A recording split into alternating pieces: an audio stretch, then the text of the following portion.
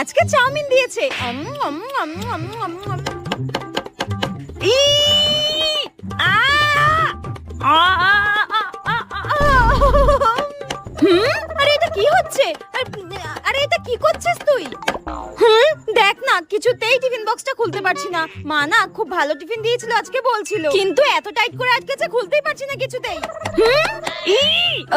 বলছি শোন না, তুই তো টিফিন থেকে আমাকে একটু টিফিন দিবি রে। আমার না খুব খিদে পেয়েছে, আর একটুখানি পরেই টিফিন শেষের বেল পড়ে যাবে, আর টিফিন খেতে পারবো না।